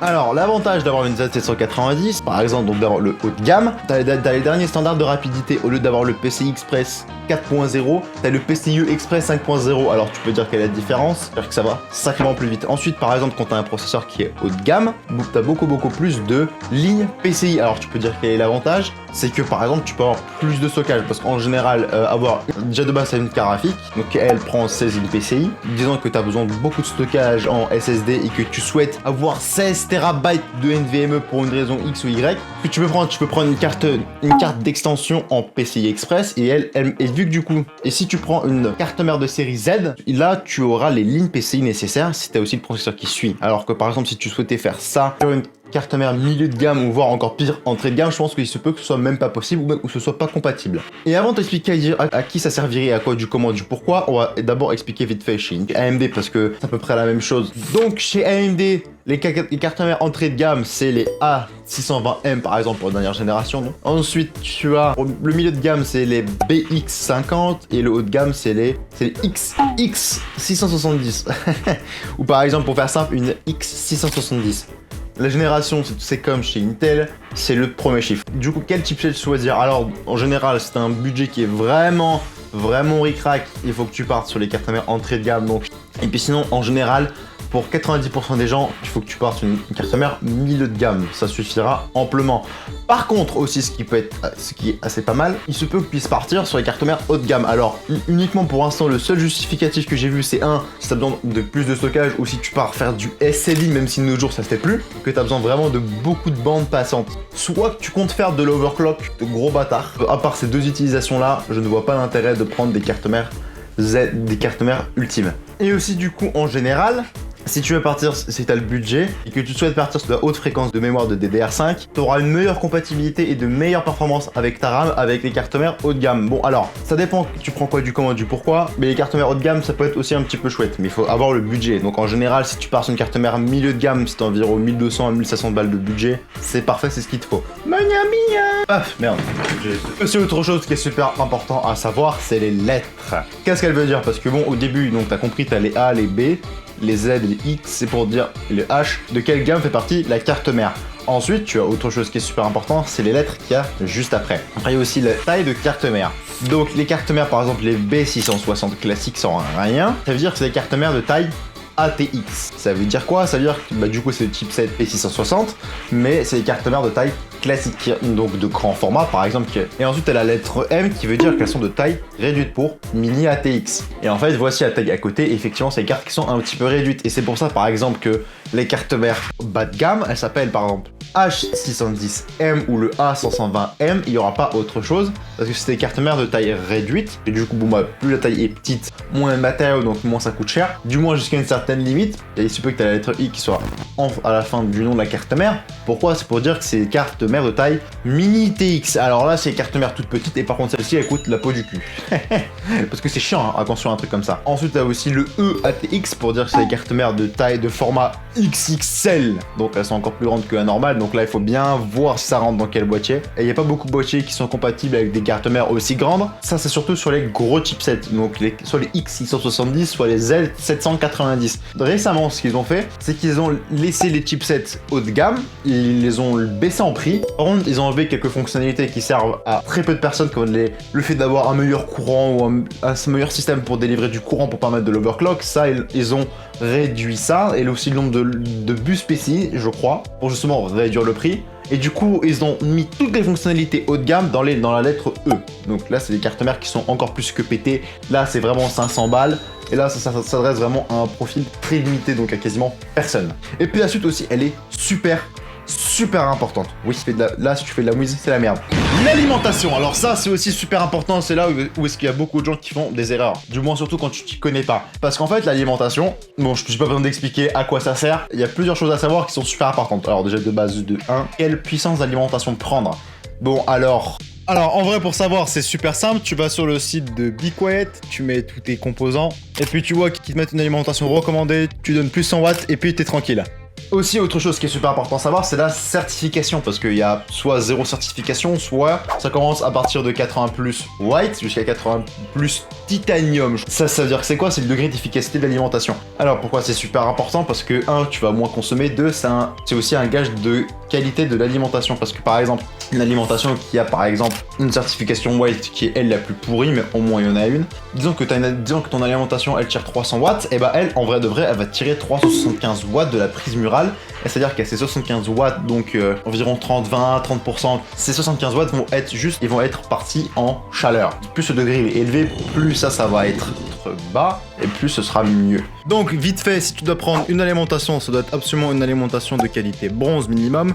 En tout c'est de la merde, voire si t'as pas de certification c'est dangereux, il se peut que tu puisses cramer tous tes composants autour. Ensuite, ce qui compte c'est la taille d'alimentation, t'as deux tailles. La taille ATX qui est plus que normale, et ensuite t'as la taille SFX. La taille SFX c'est tout petit, ça coûte plus cher, et ça c'est pour un type de boîtier bien spécifique que je vais dire un petit peu plus tard. Ensuite t'as la modularité ou la non-modularité de l'alimentation. Bon t'as aussi les semi-modulaires, mais bon ça c'est optionnel. L'alimentation non modulaire c'en est une avec lesquelles tu ne peux pas enlever les câbles, et puis ensuite t'as les alimentations modulaires, c'est celle-ci dans lesquelles tu peux enlever tous les câbles. L'avantage des non modulaires c'est qu'elles coûtent pas cher, l'avantage des modulaires c'est que tu peux enlever tous les câbles. Pour ensuite remplacer ça par des câbles RGB, et aussi c'est beaucoup plus pratique pour faire du câble management. Et aussi autre chose qui est super important à savoir, c'est le boîtier. Il y a plusieurs tailles de boîtier, et ça il faut faire super gaffe à ça, parce qu'il se peut que tes composants ne rentrent pas dedans. Alors si tu prends un boîtier de taille classique ATX, alors comment savoir que c'est un boîtier de taille ATX? En vrai ça se voit à peu près à la taille, c'est un boîtier de taille classique, c'est écrit dans la description du produit, donc là t'es tranquille. À peu près n'importe quel composant va rentrer, mais il y a quand même quelque chose qu'il faut faire super attention. 1, ATX c'est pour la taille de la carte mère, voilà, c'est ça le descriptif de la taille, si elle rentre ou elle ne rentre pas. Le truc le plus important à savoir c'est est-ce que ta carte graphique elle rentre. Bon, si t'as une carte graphique 2 ventilateurs, elle devrait rentrer dans à peu près n'importe quel boîtier. C'est une carte graphique 3 ventilateurs, il y a plusieurs choses qu'il faut faire super attention, surtout avec les dernières cartes graphiques qui sont super grosses. Déjà de 1 de base, au cul de la carte graphique, il faut que tu as au moins 5 cm voire 10 cm qui est le plus optimal. C'est pour permettre un bon échange de flux d'air entre le bas et le haut. Et ensuite en bas, il faut qu'il y ait au moins 10 cm entre le bas de ton boîtier et ta carte graphique. Pourquoi? Pour que ta carte graphique puisse prendre de l'air frais assez facilement, parce que si elle est beaucoup trop collée, ta carte graphique elle va surchauffer. Donc il faut faire attention à ça. Aussi autre chose qui est super important, sur 90% de boîtiers, ne prenez pas de carte graphique en support vertical, parce que tu auras ta carte graphique qui est ici, et par-dessus tu auras juste la vitre. Bon après si t'as des mailles, c'est bon, si t'as des trous, carrément pas de vitre, mais si ta vitre qui est juste ici et ta carte graphique qui est juste ici, le problème, ce qui va se passer, c'est que il n'y aura pas d'air qui va passer, donc tu auras un airflow qui sera négatif. Et ta carte graphique va surchauffer. Sauf quelques cas exceptionnels où là, tu as de la place avec la carte graphique, encore une fois, si t'as 10 cm, c'est bon. C'est pour ton refroidissement. Alors, c'est un ventirad, faut voir si la taille, quelle taille il fait, et ensuite tu regardes dans ton boîtier quelle taille maximum il prend. Et quand on prend un water cooling, il faut faire attention à quelque chose. Déjà, à son placement. Le meilleur placement, c'est qu'il soit en haut. Tous les autres, ils sont assez pourraves, parce qu'à tout moment, tu le places mal. Il se peut que la pompe s'use prématurément selon le placement. Il faut voir quelle taille maximum, le plafond du boîtier, quelle est la taille maximale qu'il accepte pour un water cooling. Par exemple, est-ce qu'il accepte un water cooling 240, 280, 360 mm, etc., etc. Et puis autre chose qui est super important à savoir, c'est l'airflow. Pourquoi c'est super important? Alors, si t'as des composants qui chauffent extrêmement peu, comme par exemple un Ryzen 5 5500 et tu mets dedans une RTX 3060, deux ventilateurs, En vrai, niveau airflow, tu dois faire un petit peu attention parce que ça peut te permettre d'avoir une chute de température, mais c'est pas aussi grave que si tu as une RTX 4070 Ti avec un i5 13600 KF ou voire même encore au-dessus. Alors le airflow c'est quoi? C'est le flux d'air frais qu'il y a dans ton boîtier. En gros, c'est la circulation du flux d'air. Et c'est super important d'avoir un bon. Comment tu sais que tu as une ventilation qui est bonne ou pas? C'est en gros, est-ce que tu as des ventilateurs dans ton boîtier ou non? Et aussi, autre chose qui est super important à savoir avec des ventilateurs, c'est qu'il faut que tes ventilateurs puissent prendre de l'air parce que maintenant, de nos jours, tu as une mode, c'est de prendre des beaux boîtiers avec des bons ventilateurs, mais de foutre une vitre par-dessus. Et là, ça ne sert strictement à rien. Comme par exemple les boîtiers MSI comme ça. Oui, tu as des petits trous, des petites ailettes pour prendre de l'air, mais malheureusement, ça va pas en prendre beaucoup.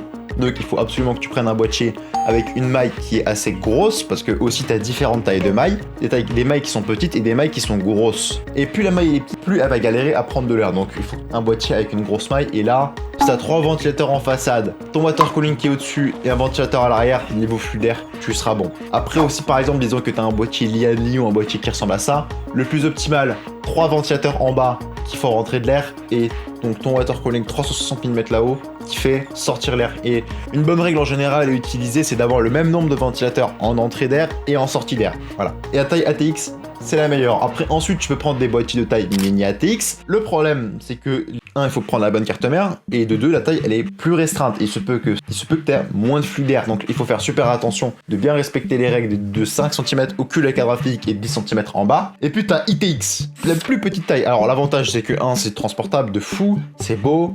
Mais le problème, c'est que c'est la merde. Parce que oui, quand tu joues aux jeux vidéo, tu peux avoir de bonnes températures. Parce que du coup, assez souvent, les cartes graphiques ont une bonne prise d'air. Ils prennent bien de l'air frais, ça c'est pas un problème. Mais le problème, c'est que c'est les processeurs qui ne sont en général pas assez bien refroidis. Par exemple, assez souvent, les gens, ils aiment bien prendre des i9 13900 KF qui chauffent comme c'est pas permis pour mettre ça dans un boîtier comme ça. Oui, quand tu joues aux jeux vidéo en 4K avec une utilisation processeur qui est minimale, oui, ça suffira. Oui, disons que tu joues en Ultra HD, oui, ton utilisation de processeur sera minimale, donc il se peut que ton processeur ait de bonnes températures.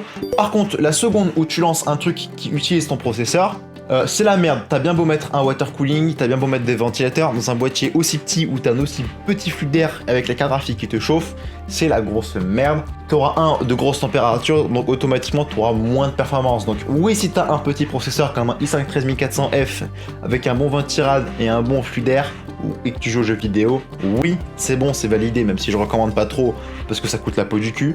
Mais si tu fais quelque chose de sérieux avec ton processeur, je recommande pas. Donc quoi choisir? Boîtier ATX pour le commun des mortels, ça suffira. 3 ou 2 ventilateurs en façade avec une maille, et tu fais attention à ça. Voilà. Le stockage, donc SSD voire NVMe, en général maintenant de nos jours tu prends un disque NVMe de 1 Tera, ça coûte 50 balles. Puis après, si tu as besoin de savoir quelque chose, ne prends pas de disque dur. Maintenant de nos jours, à part si tu fais du gros stockage de maths et que tu as besoin de 12-16 terabytes pour pas trop cher, prends un SSD si tu veux du stockage en plus. Oh là, maintenant, je vais te montrer comment faire une config. Aujourd'hui, on a 3 configs. Une config à 1000 € uniquement pour faire du gaming, une autre config à 1500 balles pour faire que du gaming, et ensuite une autre config pour faire du gaming et du montage vidéo. Alors, commençons par la config à 1000 €. Et reste bien jusqu'au bout parce que là, purée, tu vas en apprendre des choses. Alors ça a été proposé par un abonné récemment sur mon Discord. D'ailleurs si tu souhaites, j'ai un Discord et là-dessus on parle uniquement en hardware. On n'est pas là pour dire des bêtises. Alors oui, je sais, je suis sur Microsoft Edge, mais c'est pas grave. On va faire l'enthousiaste dans le sens où on est prêt à monter notre propre PC parce que tu vas regarder une vidéo explicative comme celle de French Hardware sur comment monter un PC gamer et puis tout va bien se passer. Alors, nous, ce qu'on va faire, c'est pour 1000 €. On commence par la carte graphique. Donc, on sait qu'on doit dépenser environ 40-50% du budget juste pour la carte graphique. Et là, le plus simple, c'est d'abord d'aller regarder chez Nvidia. Alors, on voit à 4060 Ti, 400 € à peu près. Ouais, voilà. Ça, c'est la moins chère, donc on va partir là-dessus. Soit, vu que nous, on sait, on fait du gaming, les cartes graphiques AMD, elles sont meilleures pour faire ça. Alors, quand on regarde notre tableau et qu'on regarde toutes les explications, donc une 4060 Ti équivaut à une 3070. Et quelle est alors, du coup, une 3070, ça coûte combien par exemple? On va commencer comme ça. Une 3070, elle coûte beaucoup plus cher, donc on va très clairement pas aller dessus, en sachant qu'elle est plus vieille. Alors, l'équivalent, c'est une RX 6750 XT. Quand on regarde l'équivalent, bien évidemment, le tableau est disponible. Et là, 379 €, ça fait toujours 75 balles dans la poche. Hein. C'est plutôt pas mal. Et bien évidemment, vu qu'on est des scientifiques, on va aller voir les preuves. Il y a des mecs qui font des benchmarks sur tout et n'importe quoi, c'est incroyable. Les pubs de... Putain, il y a encore une pub non skippable de 15 secondes, j'en ai marre, bordel. Donc on va à la fin, hop, Bon, on croise average. Aussi quelque chose à prendre en compte, c'est on voit qu'elle consomme un petit peu plus. Est-ce qu'on peut pour ce prix-là essayer de prendre une RX 6800? Ok, c'est hors budget. Donc ce qu'on va aller faire, on va aller sur le site d'Amazon. Donc RX 6750 XT, on avait vu. Par exemple, celle-là à 380 €, 3 ventilos, c'est nickel. Et en plus, on a plus de VRAM pour faire de la Full HD, donc ça, c'est caliente. Hop là, alors note. Boum boum boum. CG 380 €, parce qu'on va dire que t'as le Prime, 380 €. Et ensuite, du coup, pour le processeur, on va dépenser au moins, vu qu'on a un petit budget, on va mettre au moins la moitié du prix. Parce que du coup, le 1 tiers ou la moitié, ça dépend du budget que t'as. Donc là, à 2000, donc on a comme ça, on est sûr. La moitié de 400 balles, 200 balles. Et pour ce prix-là, vu qu'on sait bien évidemment que les meilleurs processeurs qui font du gaming, c'est AMD. Donc Ryzen 7, donc on regarde Ryzen 5 aussi, 7600 par exemple. On voit qu'on peut en avoir un pour 250 balles, 700, 200 €. Ensuite, on va quand même pas oublier Intel parce qu'il se peut que tu aies des grosses promos en ce moment. Bon, bah, il y avait une grosse promo à 250 balles pour un i5. Et à Skip, elle est partie cette promo. Donc, on va laisser tomber. Peut-être on va voir les i5 13400. On ne sait jamais, il faut toujours regarder. Hors budget. Donc, on va partir sur un Ryzen 7 5700X, je suppose. Ryzen 7. Ok, boum, nickel. CPU, 200 €. Et on met le lien ici. Et attention, le truc qu'il faut faire attention, c'est dans le lien. On voit que c'est écrit sans ventilateur. Donc il faut absolument qu'on achète un ventirad avec, sinon ça ne marchera pas. Si t'as un budget qui est vraiment ric-rac, il faut vraiment que tu fasses attention si un ventirad qui est intégré ou non. Soit c'est écrit aussi dans la description. Sinon, tu vas être dans la merde. Plus 200 balles. Ensuite, la carte mère. Donc la carte mère, c'est socket AM4. Donc carte mère AM4. Merde, voilà, il est là le 4. Et donc honnêtement, on va essayer de prendre les dernières générations qui sont disponibles, donc les générations des 500. Vu qu'on est en vrai de vrai le RGB, on va pas le prendre ici, on va le prendre ailleurs. Bon, on peut prendre les A520, mais bon, on peut prendre le chipset supérieur quand même. Sachant qu'on a un budget ric-rac, on va éviter de dépenser à gauche à droite pour rien. Hop là, celle-là, il n'y a pas trop de LED. On la prend, boum. Alors du coup elle est à 112 €, CM 112 €, boum. Parce que ce qu'il faut faire attention c'est d'aller hors budget parce que sinon c'est n'importe quoi. Après, RAM, boum. Donc, effectivement si on s'en fout un petit peu du look, on peut avoir un kit 32 Go pour 55 €. Abattre ça c'est très compliqué, surtout à ce prix là. On peut essayer de voir pour 84 balles, mais pour l'instant à ce qu'on va se fier, on va peut-être prendre celle-ci. 55 balles pour 32 Go de RAM, imbattable. 55 €, imbattable, plus 55. Et nous reste quoi? Donc on a 4 composants et il nous en faut 7. NVMe, alors on va faire simple, on va prendre un NVMe pas trop cher avec 1 Tera parce que le Tera c'est le strict minimum. Voilà, genre ça 120 balles. Ouais, pour 3 €, on a quand même des grosses différences. On a quand même 1500 MB de plus pour 4 € de plus. Honnêtement, oui, ça vaut le coup. Hop, PC Gen 4, NVMe 44 €, bam. Ensuite, regarde bien. Regarde bien. Donc il nous manque quoi? L'alimentation, le boîtier et le refroidissement. BK calculator, Bicweight calculator, boum boum boum boum, les cookies. Alors, AMD, overclocking, on va mettre l'overclocking d'usine. AMD SSD, oui. La RAM, 2. On va mettre qu'on a. On met un petit peu plus de puissance au cas où, on s'en fiche, histoire de. Et on peut voir que la puissance maximale. Alors on peut voir qu'il nous met aux alentours, on se trouve autour des 620 watts. Nous ce qu'on va faire, on va partir avec 125 watts au-dessus, donc à partir à 750 watts à peu près, mais on va pas dépenser ce prix là. Donc nous ce qu'on va faire, on va aller taper Alim 750 watts.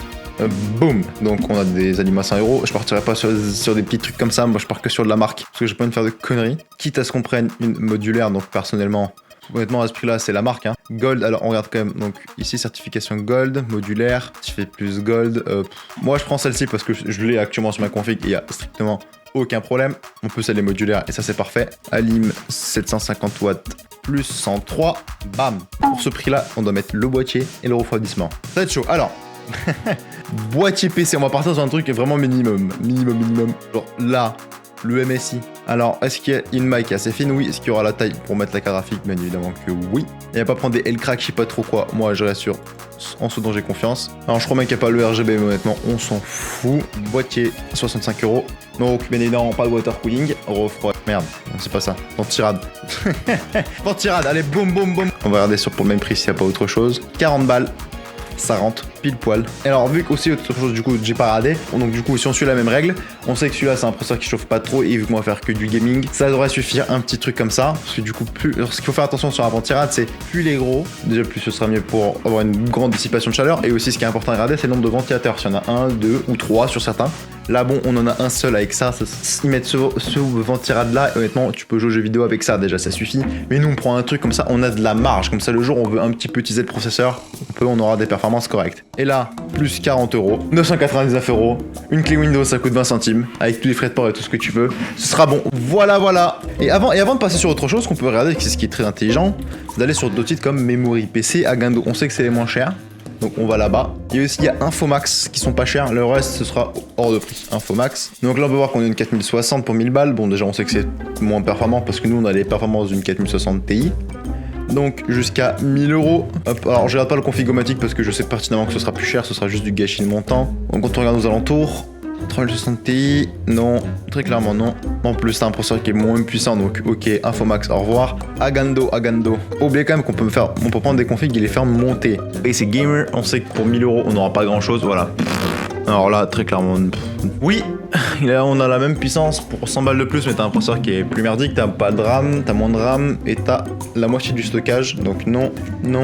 En vrai, je suis moyennement intéressé. Donc non, on n'aura pas mieux sur Top Achat. Ce qu'on peut faire là, on voit qu'on a un PC améliorable. Parce que du coup, les PC sur des sites comme ça, on peut les améliorer. Évidemment, ce qu'il faut faire attention, c'est le processeur pour voir s'il n'est pas trop vieux, parce que sinon tu pourras pas améliorer. Par exemple, combien qu'elle nous coûterait là? 6750 XT, plus 200 balles. Ensuite, bon, déjà le boîtier c'est de la merde. Il faudra mettre 14 balles de plus. Et déjà là, avec le même processeur, on est déjà à 1033 €. Donc on peut laisser tomber, on peut regarder les autres configs. On a une 4060 Ti, donc honnêtement, si tu voulais absolument avoir le DLSS 3.0, une dernière des cartes graphiques Nvidia, oui yes, tu veux. Le problème c'est que t'as que 16 Go de RAM, t'as un boîtier qui est merdique, t'as 2 fois moins de stockage et t'as un ventilade de merde.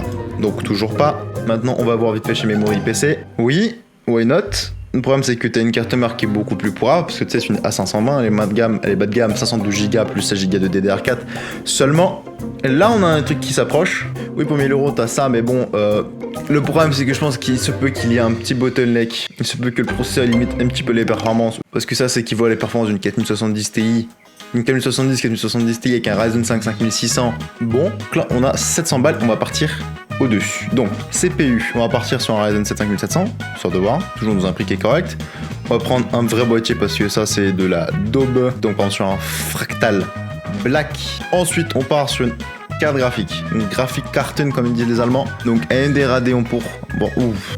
Et puis 1000 balles, alors en plus à data, on a des vitesses de lecture de merde, on va partir sur 1 Tera et on voit que en vrai de vrai, là il nous reste encore la carte mère améliorée, le ventilateur amélioré et qu'on voit qu'on est encore un petit peu sous-alimenté. Donc non, donc on a notre winner. Le winner c'est sur Amazon, donc il faut juste le monter ce PC. Allez hop là, maintenant on passe au config à 1500 balles. Que j'ai vu, on a plusieurs choix. Soit prendre les dernières 7900 GRE de chez AMD, soit on part sur une RTX 4070 au courant. Et je pense que le meilleur à faire, qui reste maintenant, c'est de comparer. On peut voir que c'est à peu près les mêmes FPS. Alors, ce qu'on peut faire, c'est voir qu'est-ce qu'on peut avoir pour ce prix-là. Donc, c'est que Memory PC, eux, est long. Et là, on peut voir que là, on a une bonne config. Le seul problème, c'est qu'on a que 16 Go de VRAM et qu'on a un boîtier de merde. Ce qu'on peut aller faire, par contre, ok, malheureusement, il n'y a pas de processeur Intel avec les 7900 GRE. Je trouve ça assez dommage. On va voir qu'est-ce qu'on peut inventer. On part sur cette config-là. On prend un boîtier qui est un petit peu plus beau parce que celui-là c'est vraiment de la dope. Processeur 7500F, non. Par exemple, disons qu'on part sur un Ryzen 7 ou trop cher. Disons que ça part sur un Ryzen 7 7700X. Refroidissement du processeur, on part sur un, alors water cooling 700X TDP. Faut pas oublier parce que du coup alors là 105 watts. Alors en sachant qu'on va faire du gaming et disons qu'on fait que du gaming. Et si on prend un bon ventilade, ça va faire l'affaire. Ensuite, carte mère, on est sur une A620M. Alors on va prendre un truc un minimum au-dessus. La carte graphique. Alors M2 SSD, j'aime pas du tout celui-là, le ADATA. On a des vitesses qui sont absolument plus que nul à chier. On va partir sur le Kingston. Voilà. Bloc d'alimentation SQ White, absolument plus que pas du tout. Sur un petit peu plus de watts. On va partir sur la bonne alim. Personnel gigabyte. Et puis quand on regarde, on voit qu'on a encore du budget. On a encore quelques euros. Et là, pour ce prix-là, qu'est-ce qu'on peut faire? Refroidissement du processeur. On peut partir sur un water cooling MSI. Même si a priori il y a eu 2-3 petits problèmes, j'espère qu'on n'aura plus. Et puis, la RAM. Alors du coup, surtout pas sur la data.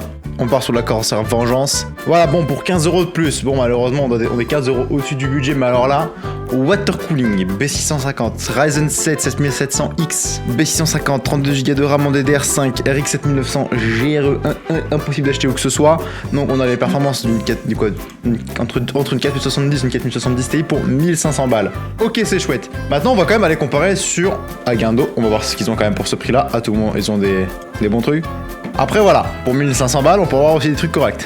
C'est pour ça qu'il faut faire, et c'est pour ça qu'il faut absolument comparer sur les différents sites de ce qu'il y a, quoi du mot, comment et pourquoi. Là, on peut prendre cette config là et partir en upgrade. Celle-là aussi. Alors comment que je le sais? Parce que tout simplement, quand on regarde les processeurs, on voit qu'on se met un petit peu meilleur processeur. On pourra mettre une plus grosse graphique aussi. On sera tranquille. Ça, why not? On peut voir qu'est-ce qu'on peut faire. Alors, disons qu'on garde ce petit boîtier là. On part sur une alimentation de 750 watts, parce qu'on veut une grosse alim. On garde le KF. D'abord, on va voir la carte graphique si on fout là. 4070 Ti, ça va nous coûter combien?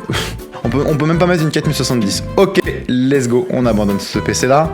Alors, du coup, il reste config là. Alors, qu'est-ce qu'il y a dedans? Donc, bon, malheureusement, une carte mère entrée de gamme, on va dire que ça va. Le seul problème, c'est quoi? C'est qu'il y a 16 Go de RAM. Le seul truc qui est un peu moins, c'est le refroidissement. Après avoir bien réfléchi, je me suis rendu compte que non, c'est pas la config finale.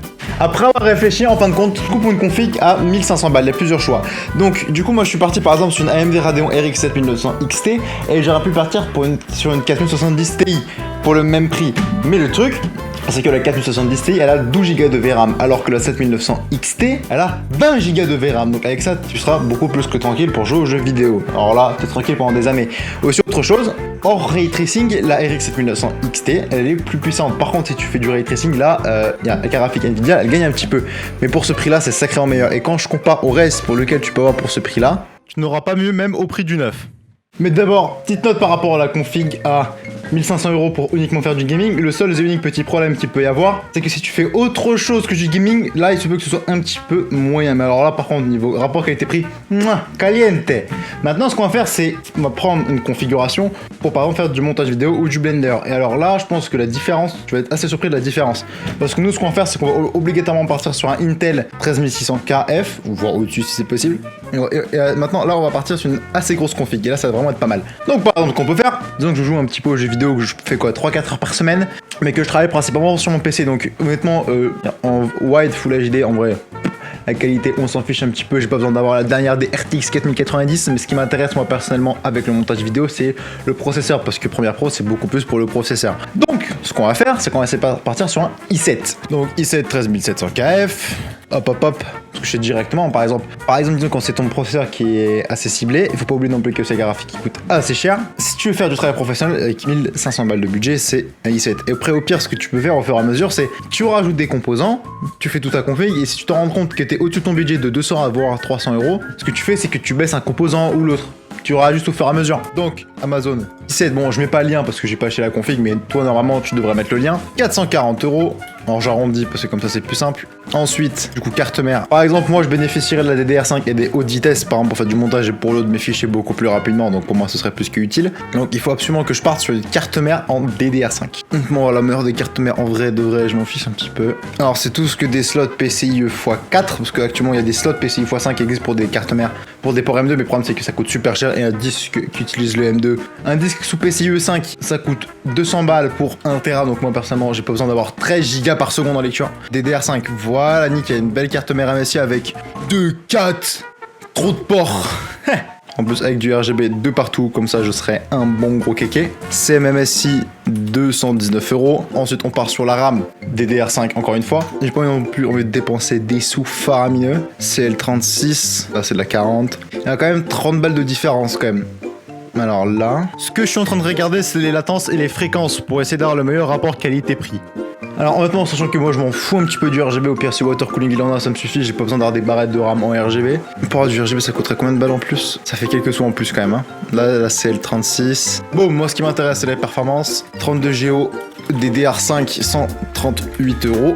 Alors je peux pas oublier, j'ai encore la carte graphique à acheter, hein. Alors NVMe, moi je vais partir sur ce 1 Tera parce que j'ai déjà un disque, disons que là c'est comme si j'achetais la config pour moi. J'ai déjà un disque dur externe de 12 Tera, donc 1 Tera sur le disque local ça me suffit, hein. Ouais, j'ai pas envie de dépenser trop de sous dans un truc comme ça me ferait chier, hein. Bon, je vais partir sur un WD à 5100 MO, en vrai j'ai pas besoin des plus grandes vitesses. plus 50 balles. NVMe. Ensuite, sur quoi je peux partir? NVMe. Ensuite, le water cooling. Alors là, il faut pas que j'y pense trop de sous non plus. Keys Premiere Pro, ça fait du bon gros rendu. Water cooling MSI, plus 100 € le water cooling. Ensuite, alimentation. Boum, on va partir sur une 600 watts. Parce que la carte graphique que je planifie de mettre, c'est une 4060 Ti. Parce que les cartes graphiques Nvidia pour faire du montage vidéo, elles sont meilleures. T'as des rendus sacrément plus rapides. 63 balles, une alimentation. Qu'elle soit modulaire ou non, honnêtement, je m'en fous. Alim, 65 €. Ouais, juste un boîtier. Le boîtier, mais si moi, honnêtement, je l'aime bien. RTX 4060 Ti, boum, plus 450 €. Voilà, donc, plus 450. Je suis à 1523 €. Honnêtement, je serais prêt à mettre 23 balles de plus pour avoir une excellente config. Et là, maintenant, on est bien. Et maintenant, on va voir si on peut avoir mieux pour moins cher. Et pour ça, memory PC. Ensuite, Agando. Je sais qu'ailleurs, ce sera pas où ça aura pas le coup. Ordinateur gaming. Faut qu'on parte sur le socket LGA. Donc celui-là, la carte graphique est trouvée, donc l'amélioration va nous coûter beaucoup trop cher. En fait, faut juste expérimenter et voir qu'est-ce qui configure le plus. Par exemple, plus l'écart il sera petit entre la carte graphique que tu veux et la carte graphique que tu souhaites améliorer, moins ça coûtera cher l'amélioration. La base sera plus petite et aussi le processeur. Plus le processeur après qu'il soit trop petit, on s'en fiche un petit peu parce que ça tu peux améliorer, mais au moins ce qui compte c'est vraiment la carte graphique. Du moins plus la config est proche, plus c'est mieux. Disons que là je pars sur un 13700 KF, déjà 1200 balles. Carte graphique, là je suis sur un... Donc là disons que je pars sur une 4060 Ti, celle-ci. Le problème c'est que j'ai vraiment une VRAM qui est petite. Alors, gros refroidissement du CPU pour 10 balles de plus, j'ai un water cooling. Ensuite je vois qu'il y a 2-3 choses encore à changer dedans. Boîtier, le boîtier je prends pas ce boîtier de daube. Carte mère, une carte mère en DDR5 s'il vous plaît. Il n'y a pas de carte mère en DDR5 déjà, ça pue. Ensuite la mémoire vive, disons que je passe à 32 Go. Bon ouais, je suis à 1500 balles. Bloc d'Alim, je prends absolument pas de SQWhite, moi je prends de la bonne Alim, 650 watts. Comme là on peut voir, le bon gros problème c'est que je suis en DDR4 et ça me plaît pas pour le même prix. Donc non, après quand on regarde, est-ce qu'il y a peut-être d'autres configs qui seraient intéressantes, mais je doute extrêmement fort. Oui, il y a le i7 12700 KF quoi, mais... Attends, je vais peut-être abandonner un petit peu trop vite. Disons qu'on passe, en plus il y a un beau boîtier, j'aime bien, 12700 KF, et disons qu'on passe sur 60 Ti, on est déjà, on est encore au-dessus. Après là on a une bonne carte mère, on n'a pas de water cooling malheureusement. Ouais non, toujours pas. Donc on va en arrière, on va voir un petit peu plus haut. Malheureusement il n'y a pas grand chose d'intéressant. Alors 1500 balles, ça pour faire du gaming, absolument que oui. Jusqu'à 1500 € le strict minimum. Après si on a une petite carte graphique là maintenant, on s'en fiche. Alors disons qu'on part de celui-là parce qu'il a juste un petit peu le processeur amélioré, la carte graphique elle est déjà bonne. En fait tout est question de comparaison. Parce que le boîtier t'as pas les ventilateurs qui sont intégrés. Le seul truc qui me fait chier, c'est que c'est la DDR4. On peut pas passer sur la DDR5 là. Alors, effectivement, refroidisseur Intel d'origine, absolument plus que pas du tout. Honnêtement, pour ce prix-là, je préfère racheter un water cooling. Donc, ça fait 100 balles parce qu'il n'y a pas celui de MSI. Voilà! Donc, si j'ai rajouté 100 balles de plus, oh là, encore la DDR4. Le problème, c'est que je dois encore rajouter 100 balles et j'ai toujours pas de la DDR5. Donc, est-ce que je trouve ça intéressant? Non, on va essayer de refaire une config. On va voir. On va voir s'il y a la DDR5 quelque part. Là, bon, le boîtier, on le garde. On va dire qu'il est correct. Adaptateur secteur Xilinx. Non, je fais pas confiance. On va rapetisser la carte graphique, du moins si c'est même carrément possible. Ah non, on peut même pas prendre. Alors, je peux prendre 4090, mais je peux pas prendre plus petit. D'accord. 700 KF. Je partirai là-dessus. Oh, la vitesse de la mémoire. Oh, the bee. Voilà, alors. Donc, on a un petit boîtier, on a d'accord, B160+, Wi-Fi DDR5. Le problème, c'est que je dois remettre 50 balles dans de la RAM. Mais c'est pas optionnel maintenant tout de suite. Est-ce que je partirais sur cette config? Si je savais que j'avais encore 50 balles à mettre le mois prochain pour mettre un truc, ouais. En vrai, de vrai, je partirais sur cette config. Certes, elle coûte 20 balles de plus que l'autre, mais j'ai littéralement une carte graphique qui vaut 200 balles de plus dans mon PC. Et en plus, j'ai plus de VRAM, donc moi, ça m'arrange. Donc, en vrai de vrai, est-ce que je pars dessus? Je pars sur cette config. Alors, le truc qui m'ennuie un petit peu, c'est que c'est pas moi qui la monte. On me la monte. Non. Mais, en tout cas, c'est grave chouette. Le seul problème, c'est que c'est 16 Go de RAM, quoi. C'est-à-dire que je dois racheter des barrettes qui vont me coûter 50 balles de plus. Mais si j'attends un mois que je peux m'acheter, je ferai ça. C'est bien, là, j'ai parlé pendant plus de 1h30 des PC gamers. Mais il y a autre chose qu'il faut que tu saches. Les PC gamers, c'est pas si ouf. Non, je suis sérieux. Il y a 4 raisons derrière ça. Et je t'explique tout ça dans cette vidéo.